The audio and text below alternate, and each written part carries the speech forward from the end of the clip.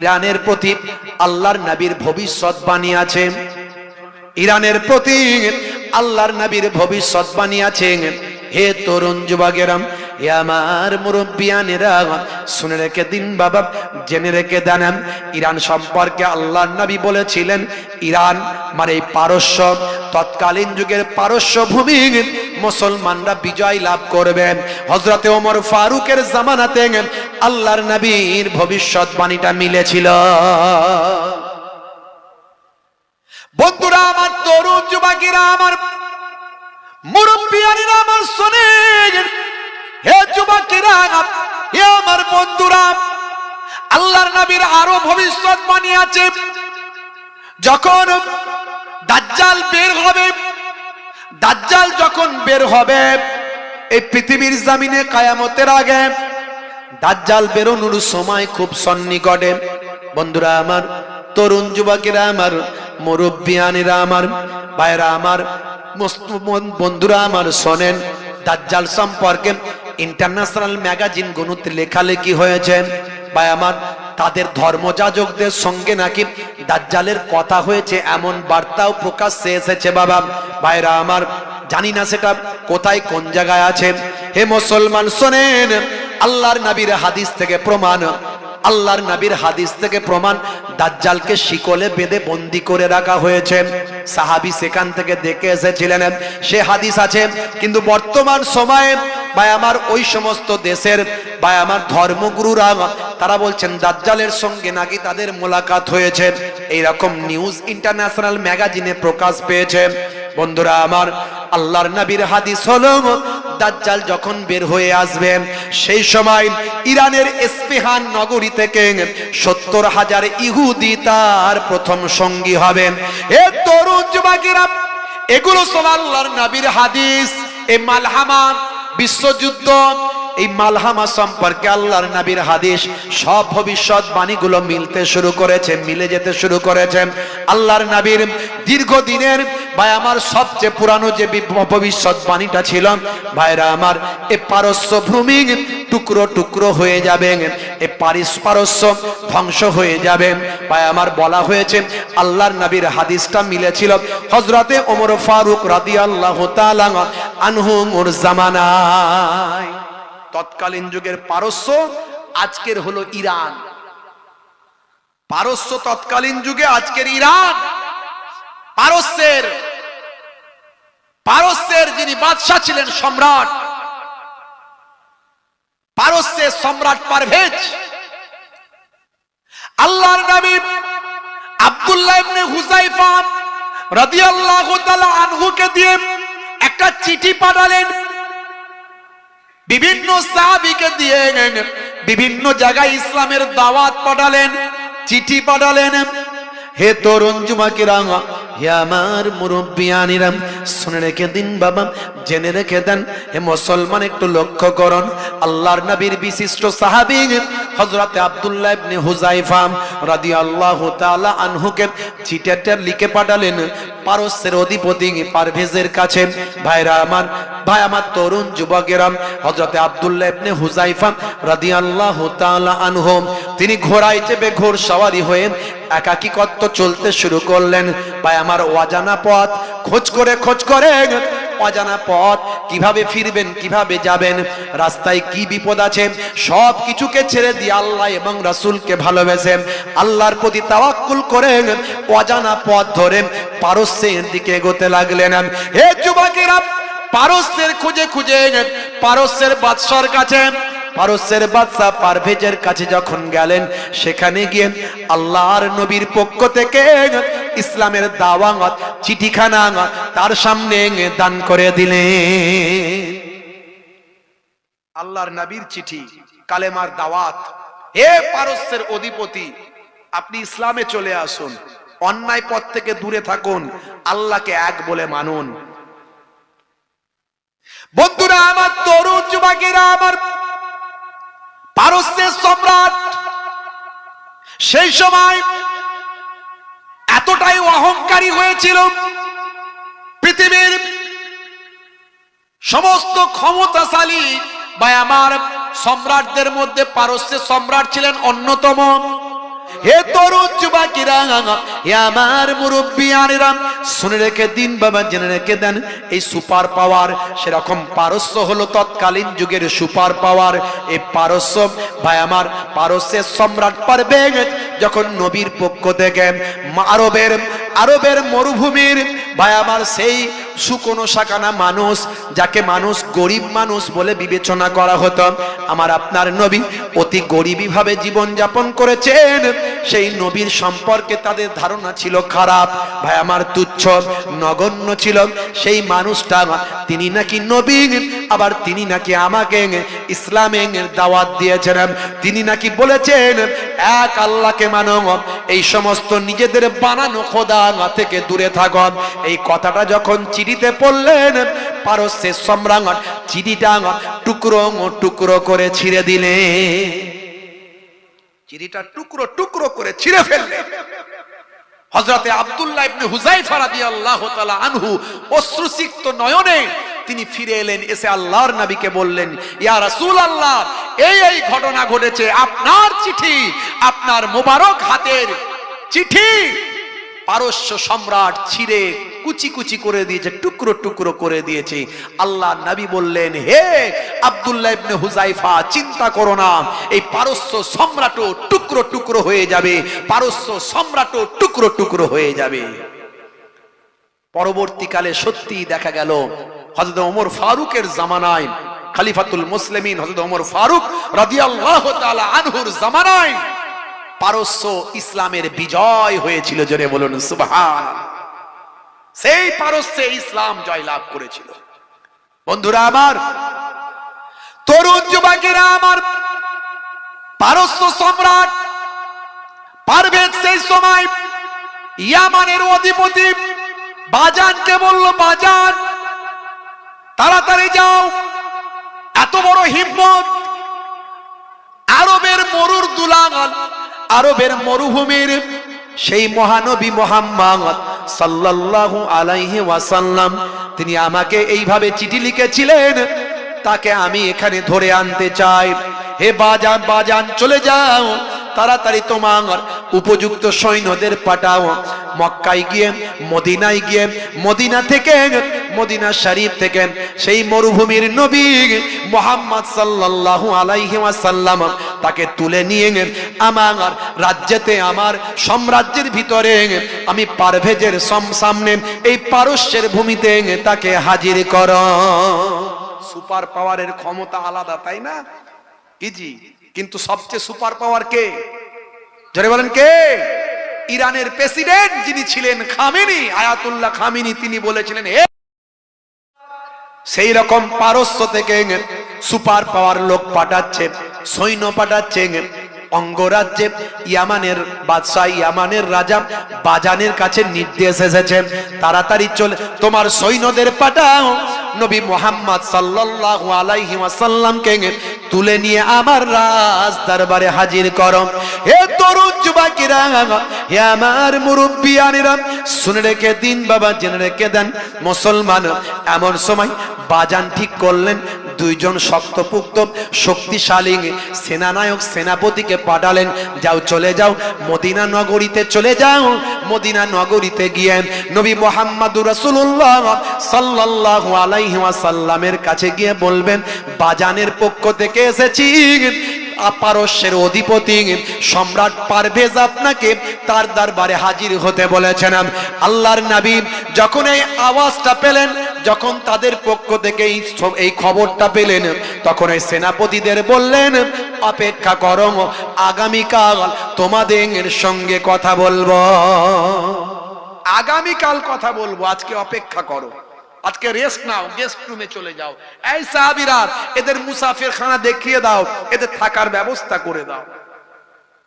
পরের দিন সকালবেলা আল্লাহর নবী আল্লাহর রাসূলের সামনে যখন এসে হাজির হলো ওই দুইজন সেনানায়ক, আল্লাহর নবী বললেন, বলো তোমার এবার কথা কি? সেই সময় সেনানায়ক গুলো বললেন, শুনুন ইয়া রাসূলুল্লাহ, হাবিবাল্লাহ, ও আখেরি জামানার পয়গম্বর, জগতের শেষ নবী, শুনুন শুনুন, আপনাকে ধরার জন্য, আপনাকে নিয়ে যাওয়ার জন্য পারস্যের অধিপতি, পারস্যের সম্রাট পারভেজ আমাদের পাঠিয়েছেন। এমন সময় আল্লাহর নবী বললেন, যাও তোমার পারভেজকে আগে গিয়ে দেখো, তোমার পারভেজার ক্ষমতায় নাই, তোমার পারভেজ মারা গিয়েছে। তোমার পারভেজ মারা গেছে, পারস্যের সম্রাট মারা গেছে, সে আর বেঁচে নাই। দুইজন তো থরথর করে কাঁপে। বলেন কি আপনি, বলেন কি? তখনকার যুগে তার মোবাইল ছিল না যে মারা গেলে ফোন করে বলে দেবে কোথায় পারস্য আর কোথায় মদিনা। আল্লাহ রাব্বুল আলামিন নবীকে জানিয়ে দিয়েছেন যে আর সে নাই, সে আপনার চিঠি ছিঁড়েছে, আল্লাহ তার উপর গজব নাজিল করেছে। বন্ধুরা আমার, তরুণ যুবকেরা আমার, আল্লাহর নবী বললেন, যাও তোমার বাজানকে গিয়ে খবর দাও, তার সম্রাট, পারস্য অধিপতি সম্রাট আর নাই, মারা গিয়েছে, তার সন্তান তাকে ক্ষমতাচ্যুত করে হত্যা করেছে। যাও যাও, আমি তোমাকে জানিয়ে দিলাম, এ খবরটা তোমার বাজানকে বলে দাও, আর তোমার বাজানকে বলে দাও সে যেন ইসলামের দাওয়াতটা কবুল করে, ইসলামের কালেমাটা যেন পড়ে নেয়। অল্প কিছু দিনের মধ্যে আমার আল্লাহ পারস্যকে ইসলামের সুশীতল ছায়ায় এনে দেবেন, ইসলামের সুশীতল ছায়ায় অন্তর্ভুক্ত হবে পারস্য সাম্রাজ্য। সেদিন, আজকে যদি তুমি ইসলামের কালেমা যদি তুমি পড়ে নাও, তাহলে সেদিন তোমাকে তোমার ক্ষমতা বজায় থাকবে, তোমাকে আমি রাসূল, আমি ইসলামের পক্ষ থেকে, আমার ইসলামের পক্ষ থেকে তোমার ক্ষমতা বৃদ্ধি করে দেওয়া হবে। হে তরুণ যুবকেরা, এই সব ভবিষ্যৎবাণী কথাগুলো শুনে দুইজন সেনানায়ক থরথর করে কাঁপতে লাগলো। তারা বাবা সেখান থেকে চলে গেল, বাজানকে গিয়ে সংবাদ দিল, বাজান আমি আপনার কাছে ফিরে এসেছি, সেই নবীর যে কথাগুলো বলেছেন শুনলে চমকে যাবেন। তিনি বলেছেন যে আমাকে ধরতে পাঠিয়েছেন, যাও গিয়ে খবর নাও তিনি মারা গিয়েছেন, তার সন্তান তাকে ক্ষমতাচ্যুত করে হত্যা করেছেন। সবাই আমার বাজান শুনে অবাক হয়ে গেল, ইয়ামানের অধিপতি শুনে অবাক হয়ে গেল। ভাই আমার অপেক্ষা করতে লাগলো। তিনি বললেন, দেখো তাই যদি সত্যি হয় তাহলে সেই নবী তিনি সত্য, সেই নবীর কথা আমাদের মানতে হবে। আমরা অপেক্ষা করব, আমরা লক্ষ্য করব তার কথা সত্য হলো কিনা। কিছু সময় পরে ভাই আমার পারস্য থেকে চিঠি চলে আসে, পত্র ভাই ও বাহক এসে খবর দেয়, ও বাজান আপনাকে পারস্যের অধিপতি সম্রাটের সন্তানের চিঠি নিয়ে এসেছি, সন্তান মারা গিয়েছেন, তার সন্তান সব সম্রাটকে হত্যা করেছেন। সন্তান জানিয়ে দিয়েছেন আপনি তার হাতে বায়াত হয়ে যান। এ কথা শুনে ভাই আমার বাজান চিঠিটা ছিঁড়ে ফেলে দিয়ে বললেন, আল্লাহর নবীর ভবিষ্যৎবাণী মিলে গেল, আল্লাহর নবী যা বলেছেন সেটাই ঘটে গেল। এখন আর বাজান ওই পারস্য সম্রাটের গোলামি করবে না। আজ থেকে বাজান আমি ইয়ামানের সম্রাট, আমি আখিরি জামানার পয়গম্বরের গোলামি করব। ভাইরা আমার, তরুণ যুবকেরা আমার, সেই পারস্য হলো আজকের ইরান। বুঝতে পারছেন, ইরানের প্রতি আল্লাহর নবীর নজর আছে, আল্লাহর নবীর ভবিষ্যৎবাণী আছে, তাই চোখে চোখ রেখে কথা বলতে পারে। আজকে আপনি আমার আপনার ইমানের দুর্বলতা এসে গেছে, এই জন্য আমরা তো বিপদে পড়েছি। রাসূলের সুন্নত থেকে দূরে সরে গেছি, নামাজ থেকে দূরে সরে গেছি। আমরা যদি আল্লাহর হয়ে যায়, কিতাবের মধ্যে আছে মাল্লাহুল মাওলা ফালাহুল কুল, বান্দা যখন আল্লাহর হয়ে যায় কুল মাখলুকাত তার গোলাম হয়ে যায়। মান কানা লিল্লাহি কানা আল্লাহু লাহু, যে বান্দা আল্লাহর হয়ে যায় স্বয়ং আল্লাহ তার হয়ে যায়। ভাইরা আমার, আপনি নামাজি হয়ে যান, নামাজ ছাড়বেন না। সবচেয়ে বড় ইবাদত হলো নামাজ, সবচেয়ে বড় ইবাদত হলো নামাজ। সেই নামাজের মধ্যে দিয়ে আল্লাহর সঙ্গে বান্দার কন্ট্যাক্টটা হয়ে যায়, যোগাযোগটা হয়ে যায়। বান্দা তোরা আমার কাছে সাহায্য প্রার্থনা কর, ওয়াস্তাইনু বিসসাবরি ওয়াসসালাহ, বান্দা তোরা আমার কাছে সাহায্য প্রার্থনা কর ধৈর্য এবং নামাজের মাধ্যমে। নামাজ ছেড়ে দেবেন না। আপনার নামাজ পড়তে সারাদিন খাটাখাটনি করে আপনি অনেক নামাজ পড়তে পাচ্ছেন না, যদি প্রয়োজন হয় নফল নামাজটা বাদ দিন, ফরজ ওয়াজিব সুন্নত সুন্নতে মুআক্কাদা এগুলো পড়ুন, ছাড়বেন না। দাঁড়িয়ে পড়তে খুব কষ্ট হচ্ছে, বসে হলেও নামাজটা পড়ুন, কিন্তু নামাজটা পড়ুন। কাজা হয়ে গেছে, কাজা হলেও কাজা নামাজটা পড়ুন। কিন্তু বড় দুঃখ লাগে, মুয়াজ্জিন আজান দেয়, হাইয়া আলাস সালাম, মুসলমানের ছেলে বলে তাড়াতাড়ি মসজিদ তলা থেকে পালা। বলে কেন রে ভাই? বলে যদি মুয়াজ্জিন দেখতে পায় তাহলে বলবে পল্টু নামাজ পড়বি আয়, তাই তাড়াতাড়ি মসজিদ তলা থেকে আমরা পালাই। হে যুবকেরা, মুসলমানের ছেলে ফ্রি ফায়ার আর পাবজি খেলে সময় কাটায়, মুসলমানের ছেলে ক্যারাম খেলে তাস খেলে সময় কাটায়। মুয়াজ্জিন নামাজের জন্য 5 বার আওয়াজ দেয় ভাই, কিন্তু মুসলমানের ছেলে নামাজ ছেড়ে দিয়ে তারা খেলাধুলা গান বাজনা ফ্রি ফায়ার পাবজিতে তারা ব্যস্ত থাকে ভাই। হে তরুণ যুবকেরা, হে আমার মুরব্বিয়ানেরা, আল্লাহর সঙ্গে বান্দার ডিটাচ হয়ে যাচ্ছে, এর জন্য রুজি রোজগারে বরকত কমে যায়। রুজিতে যখন বরকত হয় না, হুজুরের কাছে গিয়ে বলে হুজুর একটা তাবিজ দেন, টাকা দেখতে পাই না। হুজুর একটা তাবিজ দেন, টাকার ইনকাম করছি থাকছে না। বুঝতে পারছি? হুজুর একটা তাবিজ নয়, যদি কোরআনটাও ঝুলিয়ে দেয় গলায়, কোরআন মাজিদ থেকেই তো তাবিজ দেবে, যদি কোরআনটাও যদি গলায় ঝুলিয়ে দেয় ওই তাবিজেও কাজ হবে না। কারণ নামাজ যদি কেউ ছেড়ে দেয়, কোন দোয়া তাবিজ কোন হুজুরের দোয়া কোনো কাজে লাগবে না। আগে নামাজ পড়তে হবে। বান্দা নামাজ পড়ো, আঁকড়ে ধরো, ছেড়ো না নামাজ এক জীবনে, করো না কাজা হবে যে সাজা, দোজখ ঠিকানা আখিরাতে, দোজখ ঠিকানা আখিরাতে। ফজর গেল ঘুমে ঘুমে, জোহর বেলাতে কাজ, আসর গেল তাসার আড্ডায়, মাগরিব হেলা ফেলায়। নামাজ তোমার সঙ্গের সাথী, নামাজ হলো গোরের বাতি, জোহর বেলাতে কাজ, আসর গেল তাসার আড্ডায়, মাগরিব হেলা ফেলায়। নামাজ তোমার সঙ্গের সাথী, নামাজ হলো গোরের বাতি, নামাজ বিনা এই দুনিয়ায় সবই যে বৃথা। বান্দা নামাজ পড়ো, আঁকড়ে ধরো, ছেড়ো না নামাজ এক জীবনে,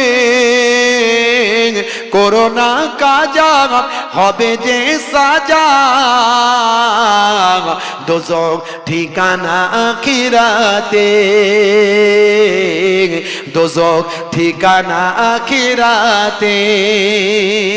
আল্লাহ রাব্বুল আলামিন আমাদের প্রত্যেককে নামাজি বানিয়ে দেন। বলুন আল্লাহুম্মা আমিন, বলুন আল্লাহুম্মা আমিন।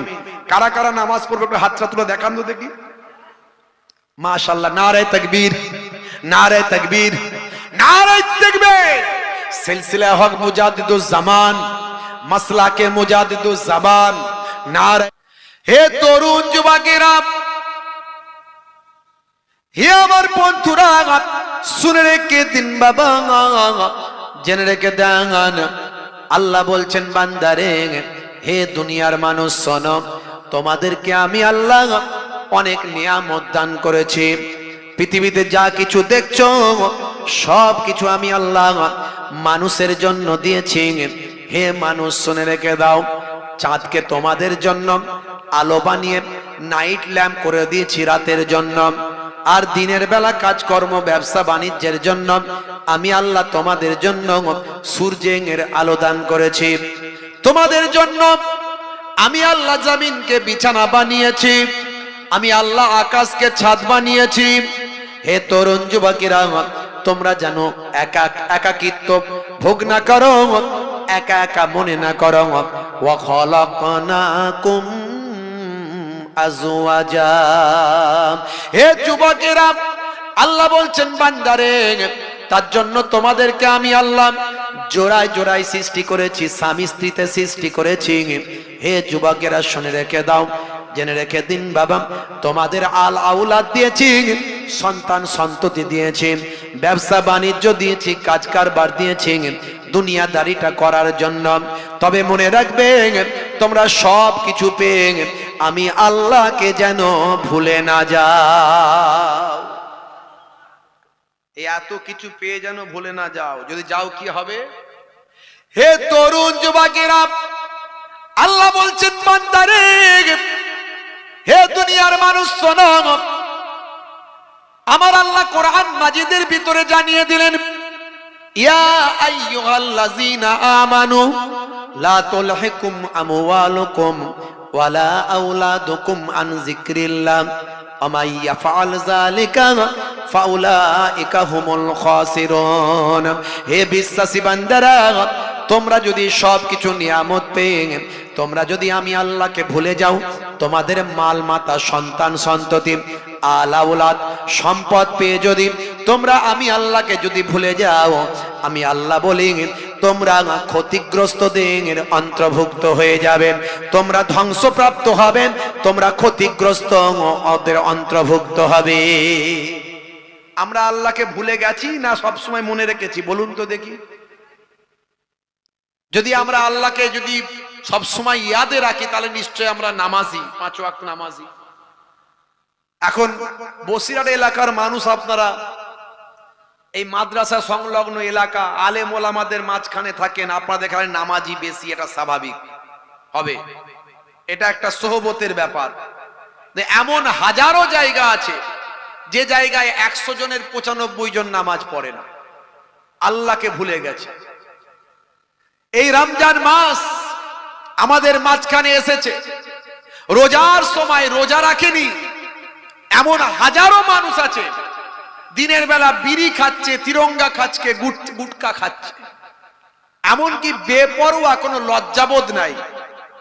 ইসলামের হুকুম হলো যদি আপনি একান্ত রোজা রাখতে না পারেন, শারীরিক অক্ষমতার কারণে, অসুস্থতার কারণে, তাহলে আপনাকে লুকিয়ে খেতে হবে, সবার সামনে, রোজাদারদের সামনে আপনি প্রকাশ্য খেতে পারবেন না। কিন্তু নিলজ্জ এমন অনেক মানুষ আছে যারা রাস্তাঘাটে প্রকাশ্য খাওয়া দাওয়া করে, বিড়ি খাচ্ছে, তিরঙ্গা খাচ্ছে, খাবার খাচ্ছে, পানি খাচ্ছে রোজাদার মানুষের সামনে, অথচ মুসলমান বলে দাবি করে। আবার ঈদের দিনে দেখবেন ওরাই সবচেয়ে আগে নতুন চকচকে জামা পরে ঈদের মাঠে সবার আগে গিয়ে হাজির হয়ে যাবে, ইমাম সাহেবের সঙ্গে সবচেয়ে আগে ওরাই মোসাফা করবে। ভালো করে খবর নিন, সারা মাস ব্যাপী একটাও রোজা রাখেনি, আছেন না? নাই। তাহলে আল্লাহকে কেমন স্মরণ করছি আমরা?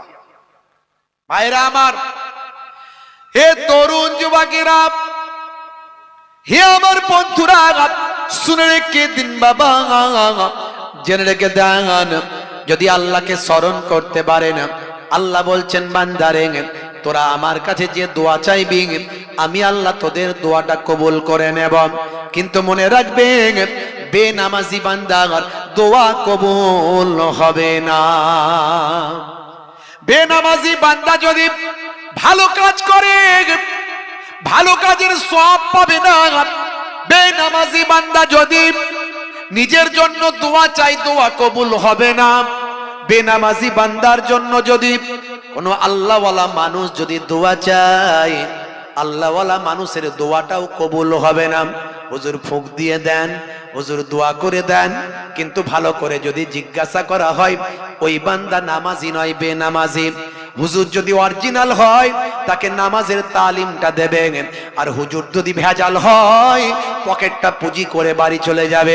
হে তরুণ যুবকেরা, হে আমার মুরব্বিয়ানিরা, হাদিসের মধ্যে দেখতে পাওয়া যায় বেনামাজি বান্দার দোয়া কবুল হবে না।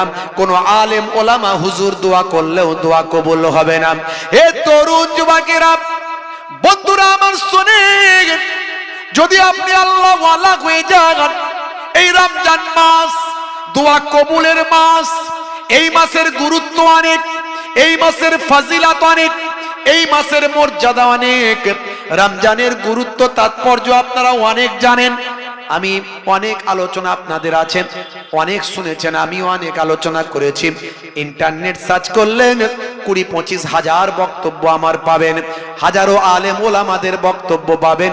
আমি অনেক আলোচনার কথা বলছি না। হে যুবকেরা, রমজান মাসের দোয়া যে কবুল হয়, আল্লাহর বাইতুল্লাহ শরীফের দোয়া যে কবুল হয়, তার ছোট্ট একটা নমুনা এই রমজান মাসে ঘটেছে, মক্কা শরীফের জমিনে ঘটেছে, সারা পৃথিবী তোলপাড় হয়েছে।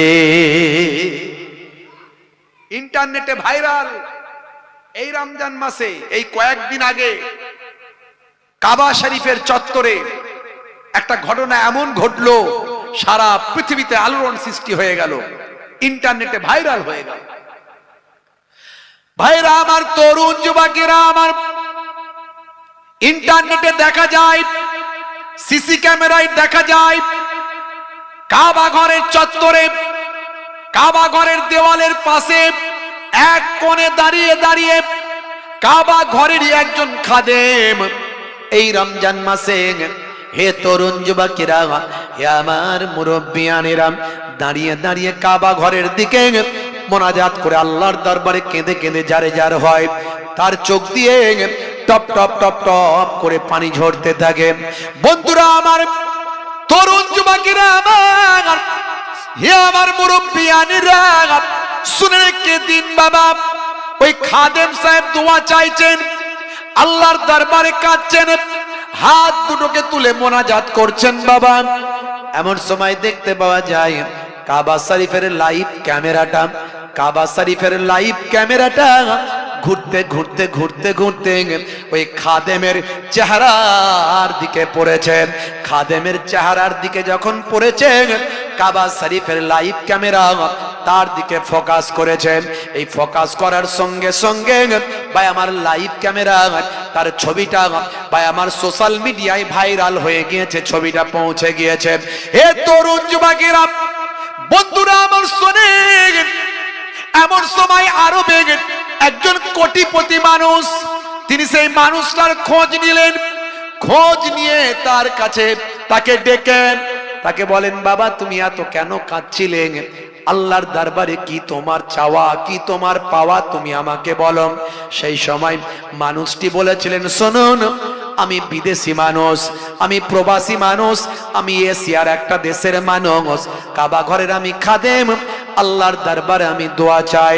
আমি বড় কষ্টের মধ্যে আছি, নাচারির মধ্যে আছি, আমি বড় অভাব অনটনের মধ্যে আছি, আমার সংসার দেশে ভালো করে চলে না, তার উপরে আমার অনেক ঋণ আছে, ধার আছে, না জানি কি বিপদে পড়ি, এই জন্যে আল্লাহর দরবারে কেঁদে কেঁদে আমি জানাই, মাবুদের দরবারে আমি গোলাম দাঁড়িয়ে দাঁড়িয়ে কাঁদছি।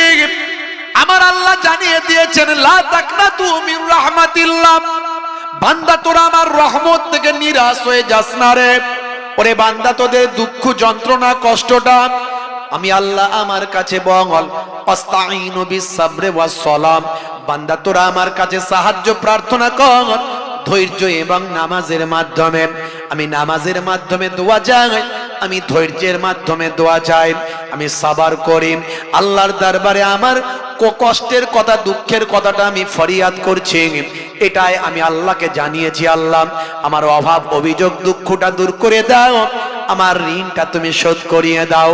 ওই ধনী মানুষটি বলেন, আমি তোমার ছবিটা ইন্টারনেটে দেখেছি, তাই তোমাকে আমার কাছে ডেকেছি। তোমার জীবনের যত দুঃখ যন্ত্রণা কষ্ট ঋণ আছে, অভাব অনাটন আছে, সব টাকা আমি তোমাকে দিয়ে তোমার দুঃখ দূর করতে চাই। জোরে হবে না? এইবারের রমজানে ঘটেছে এটা, এবারের রমজানের টাটকা ঘটনা, বুঝতে পারছেন? তাহলে দোয়া চাইলে আল্লাহর কাছে দোয়া কবুল হয়। বান্দা তোরা আমার হয়ে যা, আমি আল্লাহ তোদের হয়ে যাব। তার জন্য কি করতে হবে? তার জন্য আমাদের নামাজি হতে হবে, সুন্নত ওয়ালা হতে হবে, আমার রাসূলের তরিকা মেনে চলতে হবে। এই রমজান মাসে আমাদেরকে রমজানের বিভিন্ন হক হুকুক গুলো পালন করতে হবে। রমজান আসে আমাদেরকে পরিবর্তন করতে।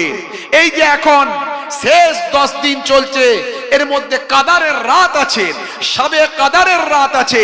এই শবে কাদারের এক রাতের ইবাদত 1000 মাস ইবাদত করলেও তার থেকে বেশি সওয়াব। তার থেকে কতটা বেশি আল্লাহ বলেননি, খালি বলেছেন 1000 মাসের থেকে বেশি। সেটা 1 গুণ হতে পারে, 5 গুণ হতে পারে, 1000 মাসের থেকে 100 গুণও বেশি হতে পারে। আল্লাহর ধনভাণ্ডারে নেকি সওয়াবের কোনো কমি নাই, জোরে বলুন সুবহানাল্লাহ। অথচ কাদারের রাত আমাদের চলে যাচ্ছে, আমরা নাক ডেকে ঘুমিয়ে কাটিয়ে দিচ্ছি। এমন মানুষ আছে না নাই? এই গতকালকে চলে গেছে 21-এর রাত, আজকে 21-এর দিন হয়ে 22-এর রাত পড়ে গেছে।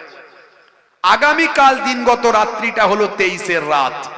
তা আমাদের মাথায় রাখতে হবে 21-এর রাত চলে গেছে, 23-এর রাত, 25-এর রাত, 27-এর রাত। আর আল্লাহ যদি তাকদিরে রাখেন তাহলে 29-এর রাত পাবো, না হলে আর পাবো না, পরের দিনে ঈদ হয়ে যাবে। এই তো 4-5টা রাত, একটু আমরা রাতটা জেগে কাটাতে পারছি না। ওই রাত্রিতে আপনি বেশি বেশি নামাজে কাটিয়ে দিন, কিয়াম করুন, বেশি বেশি নামাজ পড়ুন, সালাত আদায় করুন। এমনি তো আপনার এশার নামাজ আছে, তারাবির নামাজ আছে, তার সঙ্গে সঙ্গে নফল নামাজ। শবে কাদারের নিয়ত করে, শবে কাদারের নিয়ত করে আপনি 2 রাকাত করে অন্তত মিনিমাম 12 রাকাত পড়ুন। যেভাবে পড়তে হয় সেভাবে পড়ুন, কোনো অসুবিধা নাই। ওই রাত্রিতে কিছু সময় তেলাওয়াত করুন, আল্লাহর কালামুল্লাহ পাক আপনি পড়ুন, একটু বুঝে বুঝে পড়ুন। ওই রাত্রিতে কিছু দান সদকা করুন। ওই রাত্রে, ওই সন্ধ্যায় ইফতারের সময় আপনি কয়েকজনকে ইফতার করান। ওই রাত্রিতে কিছু এতিম গরিব দুস্থ মানুষকে, বাচ্চাদেরকে খাওয়ান, বাচ্চাদের মুখে হাসি ফোটান, একটু সাদাকা করুন। ওই রাত্রিতে আপনি রাতের বেলা একটু মনটা চাইছে, অনেকক্ষণ ইবাদতের মধ্যে আছেন, তেলাওয়াতের মধ্যে আছেন, একটু বাইরে বেরিয়ে মুরব্বিদের কবরগুলো একটু জিয়ারত করুন। জুরু কবুরা ফাইন্নাহা তুযাক্কিরুল মাউতা। তোমার মৃত অন্তরটা জীবিত হয়ে যাবে। ময় মুরব্বিদের কবরগুলো জিয়ারত করলে মরণের কথা স্মরণে আসবে। আল্লাহর নবী জিয়ারত করতেন। ইবাদতের রাত্রিতে আল্লাহর নবী জান্নাতুল বাকিতে চলে যেতেন। একটু জিয়ারত করুন।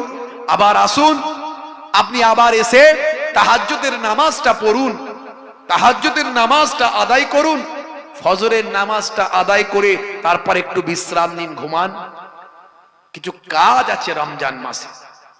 এই রমজান মাস আমাদেরকে পরিবর্তন করতে এসেছে, রহমত, বরকত, মাগফিরাত নিয়ে এসেছে।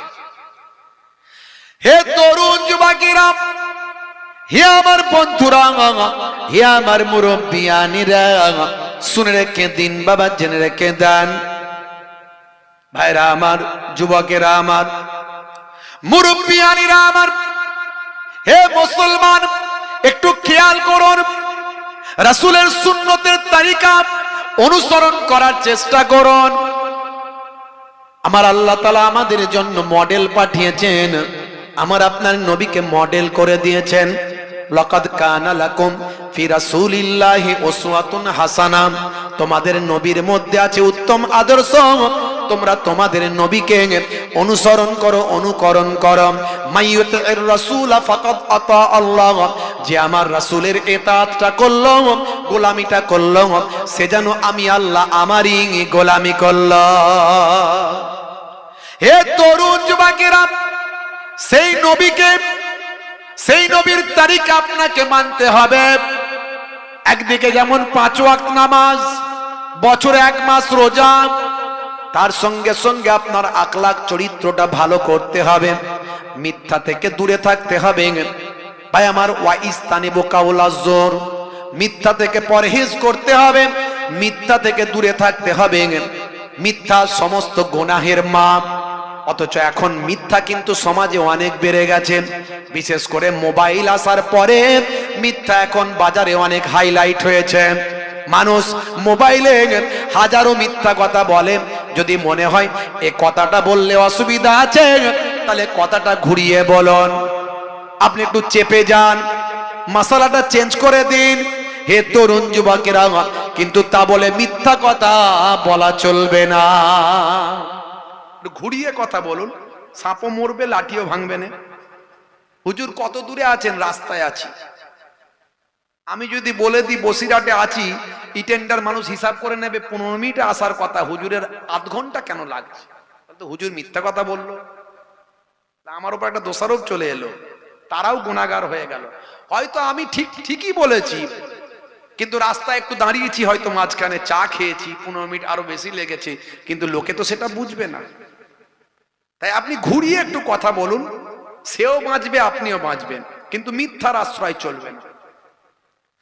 চগলখড়ি করা, গীবত করা, হে তরুণ যুবকেরা, বেশিরভাগ কবরের আযাব হয়। আল্লাহর নবী সোনার জবানে বলেন, বেশিরভাগ কবরের আযাব হয় দুটো কারণে। লা ইয়াস্তানজিউ আনিল বাউল, পেচ্ছাপ করে পানি না নেওয়ার কারণে, ওয়ায়ামসি বিন নামিমা, আর চগলখড়ি করার কারণে। বেশিরভাগ মানুষ চগলখড়ি করে, এর কথা ওকে লাগায়, ওর কথা ওকে লাগায়, গীবত শিকায়ত করেন। হে তরুণ যুবকেরা, এই গীবত থেকে বাঁচুন। রমজান মাসে আপনি গীবত থেকে নিজেকে বাঁচানোর চেষ্টা করুন, আর এই সিস্টেম, এই আখলাক চরিত্রকে সারা বছর বাস্তবায়িত করুন। হে তরুণ যুবকেরা, নামাজও যেমন পড়বেন, অন্যায় থেকে দূরে থাকবেন। ভাইরা আমার, তরুণ যুবকেরা, বন্ধুরা আমার, মুসলমান, অহমিকা, তাকাব্বুরি, আপনার আত্মগরিমা থেকে নিজেকে বাঁচানোর চেষ্টা করুন। আমি অমুক সাহেব, আমি তমুক সাহেব, আমি এই হয়েছি, আমি ওই হয়েছি, আমি হুজুর সাহেব, আমি পীর সাহেব। হ্যাঁ, দেখবেন সালাম দেওয়া সুন্নত, জবাব দেওয়া ওয়াজিব। আসসালামু কাবলাল কালাম, আল্লাহর নবীর হাদিস। একবার আল্লাহর নবী রাসূলে পাকের দরবারে হযরতে আলী মুর্তজা কারামাল্লাহু ওয়াজহু বসে আছেন। আলী হুজুর বসে আছেন। এমন সময় হযরতে আবু বকর সিদ্দিক রাদিয়াল্লাহু তাআলা আনহু রাসূলে পাকের দরবারে এলেন। হে যুবকেরা, হযরতে আবু বকর সিদ্দিক হুজুর বসে আছেন, হযরতে আলী মুর্তজা কারামাল্লাহু ওয়াজহু এলেন। তাহলে কে কাকে সালাম দেবে? আল্লাহর নবী 1450 বছর আগে কে কাকে সালাম দেবে সেটাও জানিয়েছেন। ঘুম থেকে ওঠা থেকে ঘুমাতে যাওয়া পর্যন্ত যা কিছু আপনি করবেন সব কিছু নবী আমার জানিয়ে দিয়েছেন। সবের মধ্যে বিজ্ঞান বাস্তবতা আছে।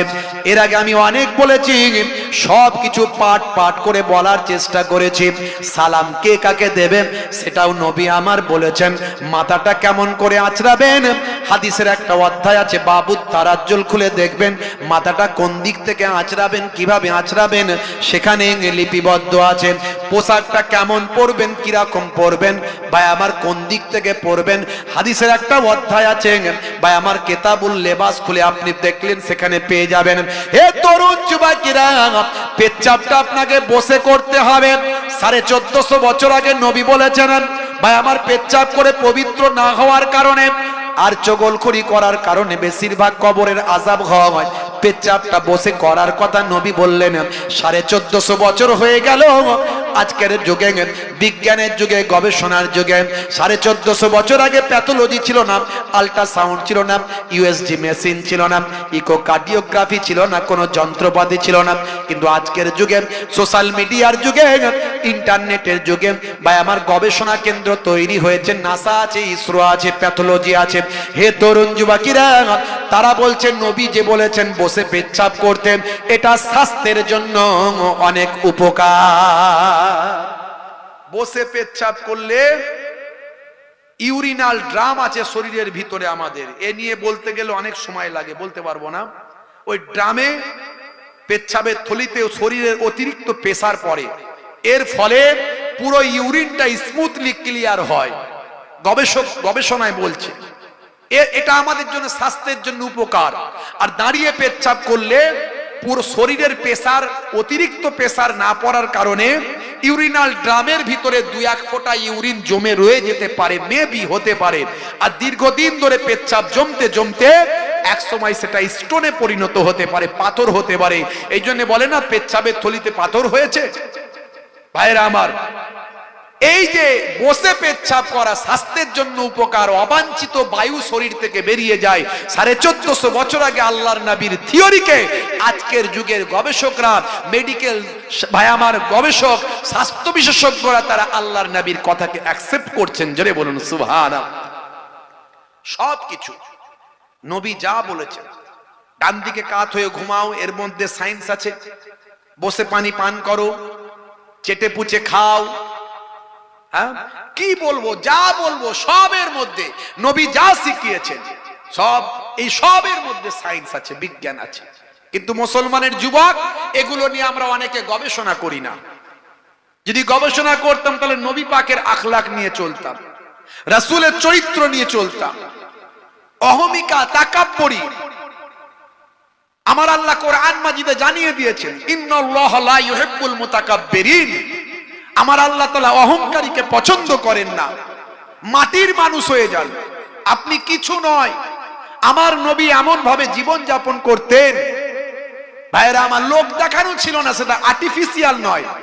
এখন কিছু মানুষ আর্টিফিশিয়াল কিছু কাজ করার চেষ্টা করে, ওটা আপনার জীবনে অ্যাপ্লাই করুন, বাস্তবায়িত করুন। আর্টিফিশিয়াল করলে কোনো লাভ হবে না। আমার নবী এমন ভাবে জীবন যাপন করতেন, ভাই আমার, সবাই অবাক হয়ে যেত। বিদেশি রাষ্ট্রদূতরা অবাক হয়ে যেত, সাহাবাই কেরামরা অবাক হয়ে যেতেন। সাহাবাই কেরামরা সেখান থেকে শিক্ষা লাভ করেছিলেন। আজও যারা ওলি আউলিয়া হয়েছেন তারা সেই নবীর আখলাকে মুগ্ধ হয়ে, রাসূলের আখলাককে বাস্তবায়িত করে তারা আজকে ওলি আউলিয়া হয়েছেন।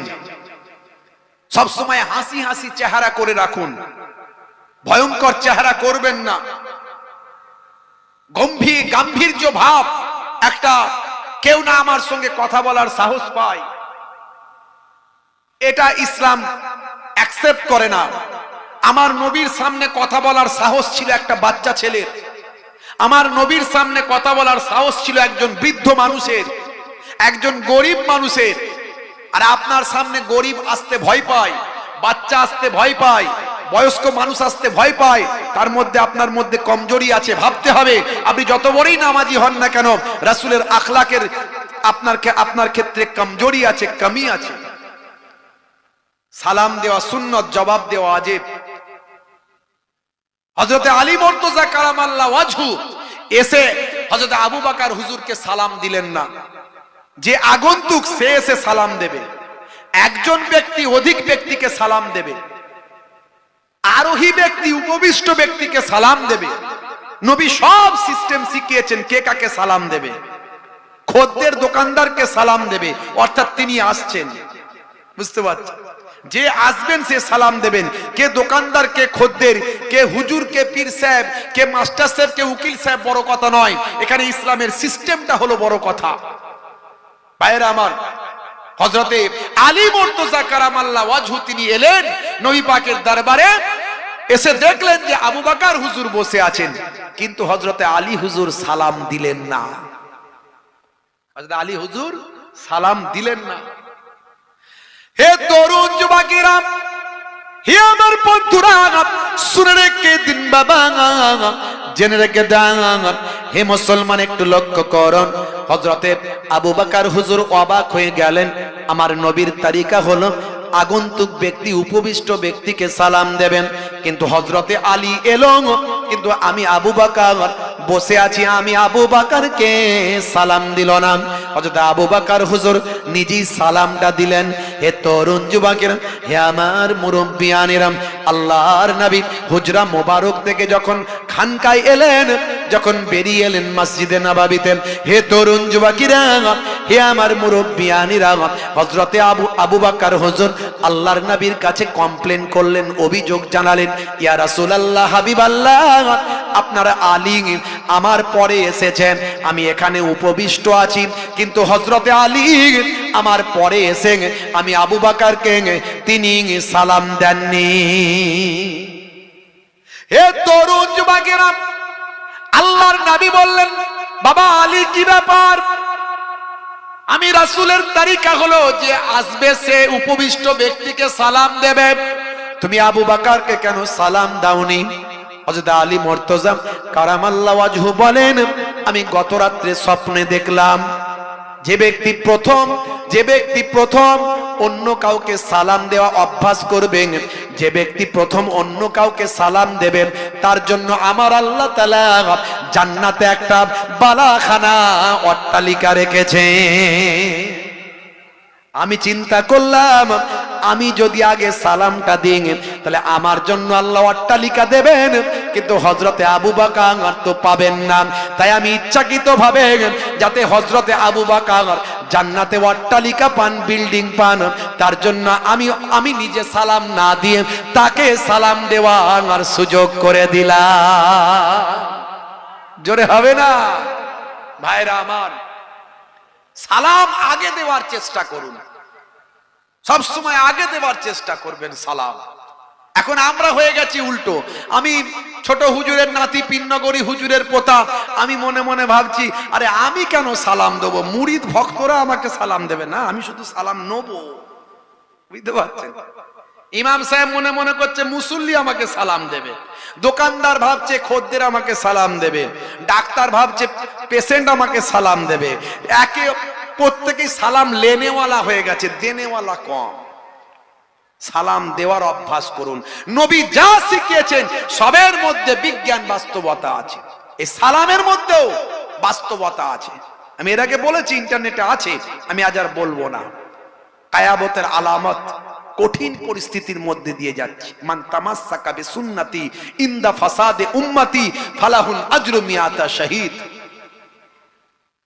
হে তরুণ যুবকেরা, আল্লাহর নবী বলেন এমন একটা সময় তোমাদের মাঝখানে আসবে, হে যুবকেরা শুনে রেখে দিন বাবা, চারিদিকে ফিতনা ফাসাদ শুরু হয়ে যাবে।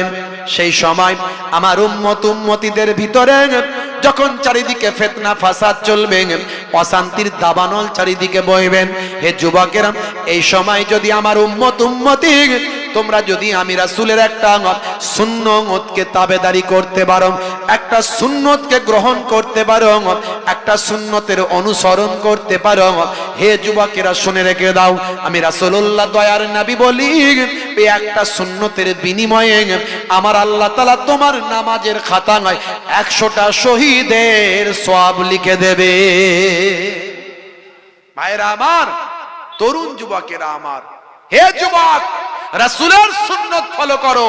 মুসলমানের ছেলে শাহরুখ খানের সুন্নত মেনে চলে, সলেমান খানের সুন্নত, মাথার এদিকটা চেচে ফাঁকা, ওদিকটা ফাঁকা, সামনের দিকটা ঢাকা, পেছন দিকে খোপা, তাতে আবার কালারিং করেছে। কিরে ভাই, কাকাতুয়ার মাথায় ছুটি, খ্যাকসিয়ালি পালাই ছুটি, গরু বাছুর দাঁড়িয়ে আছে আর ঘুঘু পাখি ডাকছে গেছে। মুসলমানের ছেলে কি নাম তোমার? বলছে ডায়মন্ড। হাতে ধরেছে স্মার্টফোন, কানে লাগিয়েছে হেডফোন, গান শুনছে পাগল মন। ফারিস্তা বলবে শোন, কবরে গেলে বুঝবি তখন। মোবাইলের রিংটোনে করেছে গান, টুনির মা, ওই টুনির মা তোমার টুনি এই করেছে, সর্বনাশ।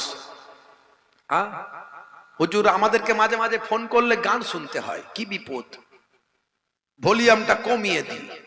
বুঝতে পারছ? মুসলমানের ছেলে এখনো রাসূলের পথের বাইরে।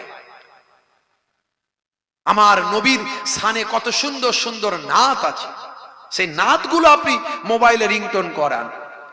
নবী রাজা শরীফ দেখে মন ভরে না, दीदार दाओ शाहे मदीना दीदार दाओ शाहे मदीना नबी रोजा शरीफ देखे मन भरे ना दीदार दाओ शाहे मदीना दीदार दाओ शाहे मदीना बोलून ना सुबहानाल्लाह जोरे हबे ना আরশের মেহমান করেছেন আল্লাহ কত শান কত মান মোর কমলিওয়ালা ও গো মদিনাওয়ালা ও গো মদিনাওয়ালা করম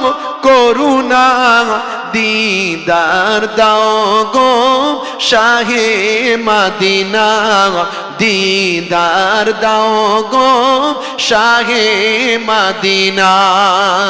বলুন না সুবহানাল্লাহ, বলুন আল্লাহুম্মা আমিন। ভাইরা আমার, তরুণ যুবকেরা আমার, আল্লাহর পথে আসুন, আল্লাহর পথে আসুন, রাসূলের পথে আসুন। আমার আপনার জীবনটা ধন্য হয়ে যাবে, জীবনটা পাল্টে যাবে। এই ফিতনা ফাসাদ চারিদিকে চলছে, এখানে অ্যাডজুডিকেশন মনে হয় কারো নাই, আছে না কি এরকম? এসআইআর বুঝতে পারছেন না? অ্যাডজুডিকেশন নাই মনে হয়, তাই তো নাকি? কি জি আছে? তাহলে বুঝতে পারছেন কেমন ফাসাদের মধ্যে, প্যাচ কলের মধ্যে, গেঁড়া কলের মধ্যে আছি আমরা, বুঝতে পারছেন? আষ্টে পৃষ্ঠে আমাদেরকে একেবারে বেঁধে ফেলা হয়েছে।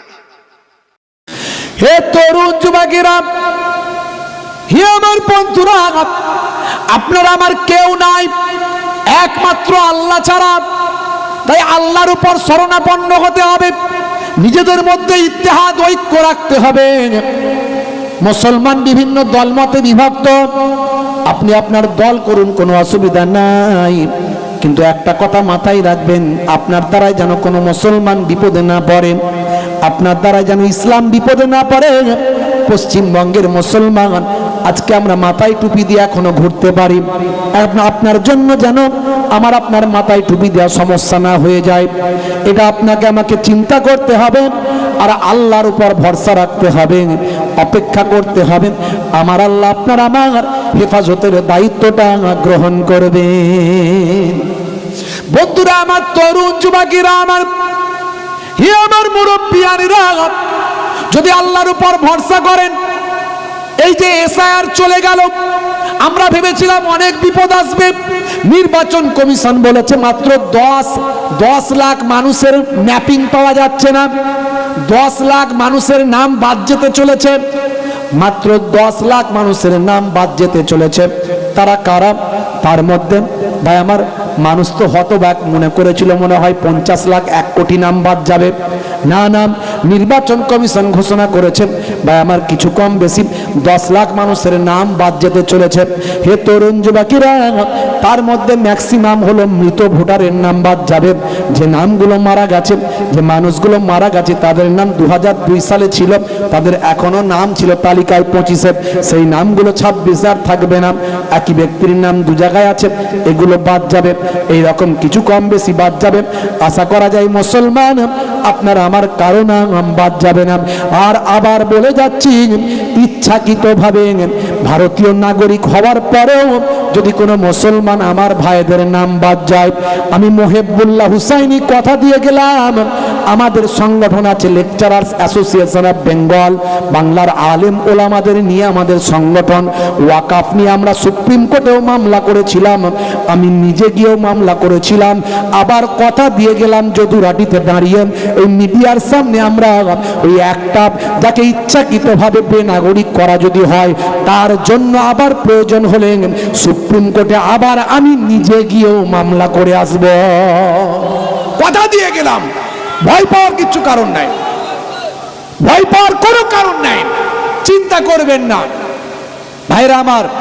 আমরা আল্লাহর হয়ে যায়, আল্লাহর পথে আসুন, দেখবেন কোনটা দিয়ে মাদাদ গায়েবী আসবে আপনি চিন্তা করতে পারবেন না, কিচ্ছু ভাবতে পারবেন না কোনটা দিয়ে মাদাদ আসবে গায়েবী। আর হে তরুণ যুবকেরা, হে আমার বন্ধুরা, শুনে রেখে দিন বাবা, জেনে রেখে দেন।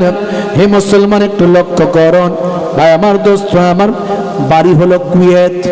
এই কুয়েতের একজন বিখ্যাত আল্লাহওয়ালা মানুষ, দিনের দাওয়াত দেনেওয়ালা মানুষ, একজন বক্তা, একজন ওয়াইজ, যিনি দিনের দায়ী, মানুষকে হেদায়েত দান করেন, সঠিক পথের দিশা দেখান। পরধর্মের প্রতি তার সহিষ্ণুতা আছে, মানুষকে নিজের ধর্মের প্রতি আহ্বান করেন। ভাই আমার, দোস্ত আমার, এটা কোনো অপরাধ নয়। আপনি আপনার ধর্মের প্রতি মানুষকে আকৃষ্ট করতে পারেন আপনার কাজের দ্বারায়, আপনার ভালোবাসার দ্বারায়, জোর করে নয়, জোর করে চাপিয়ে দেওয়া নয়। আপনি ইসলাম প্রচার করতে পারেন, বিভিন্ন ধর্মের মানুষ তাদের ধর্ম প্রচার করবেন, এটাই হলো সাংবিধানিক অধিকার।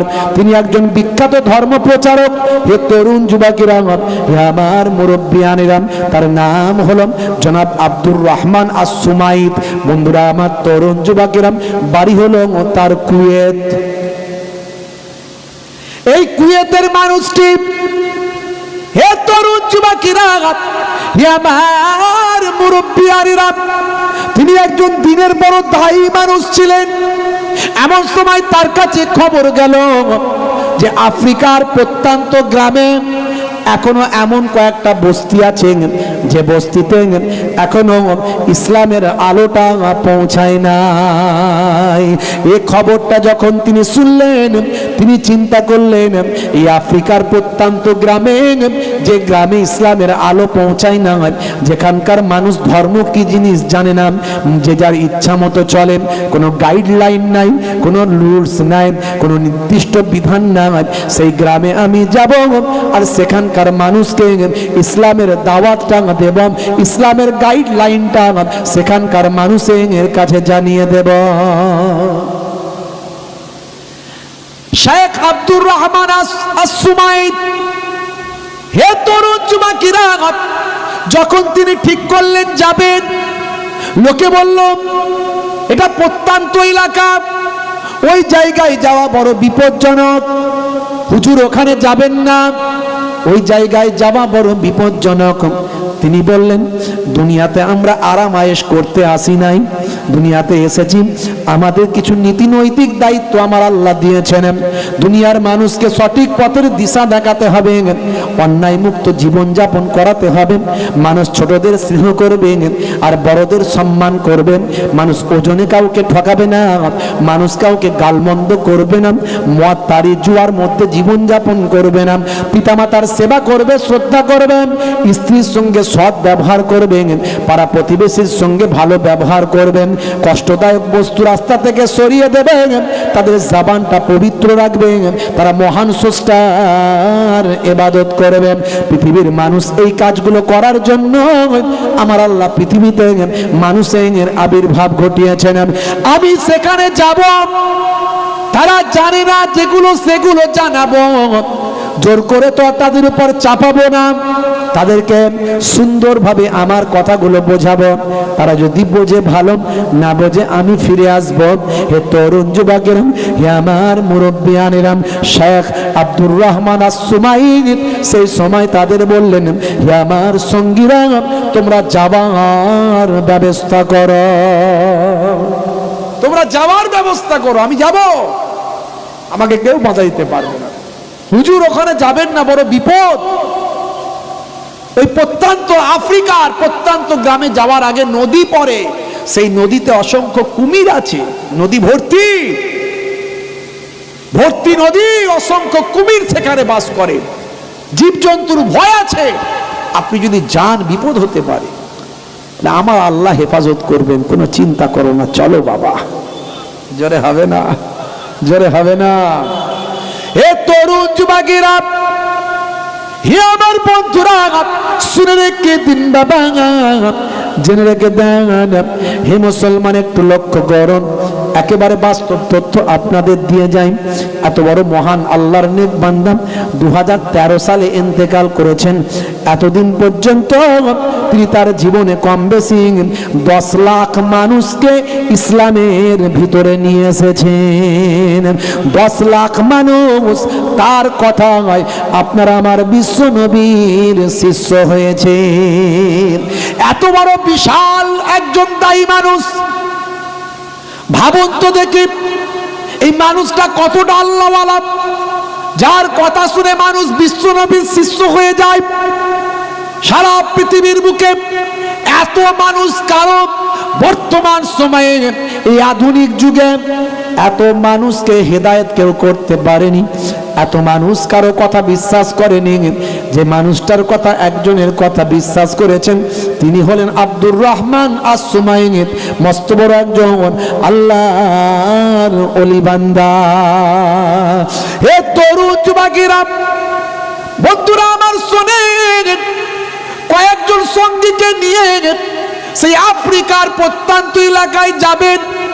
যাওয়ার পথে নদী পড়ল, সেই নদীতে নৌকা নেওয়া হলো। মাঝিকে বলা হলো, ও মাঝি তুমি চিন্তা করো না, নদী পার হব চলো। মাঝি তো নদী পার হয় না, কারণ ওটা হলো প্রত্যন্ত এলাকা, ওই এলাকায় মানুষ যায় না। ওরা বাবা ভাই আমার দোস্ত আমার জঙ্গলের ভিতর ওরা বাস করে ভাই আমার, প্রত্যন্ত এলাকায় ওরা থাকেন, ওরা মানুষের সঙ্গে ডিটাচ, মানুষের থেকে দূরত্ব ওদের বেশি। এই রকম কমিউনিটি, এই রকম সম্প্রদায়, তারা কোনো কিছু ধর্ম টর্ম জানে না, বোঝে না। হে তরুণ যুবকেরা, মাঝি যেতে চায় না। মাঝিকে বলে, মাঝি তুমি ভয় পেও না, তুমি আমাকে নিয়ে চলো, তোমার কোনো চিন্তা নাই।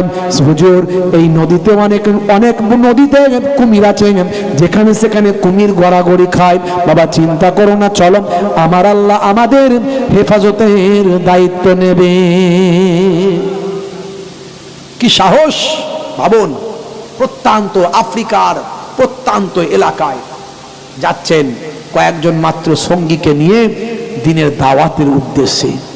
আহ কি ইমানি শক্তি একবার ভাবুন।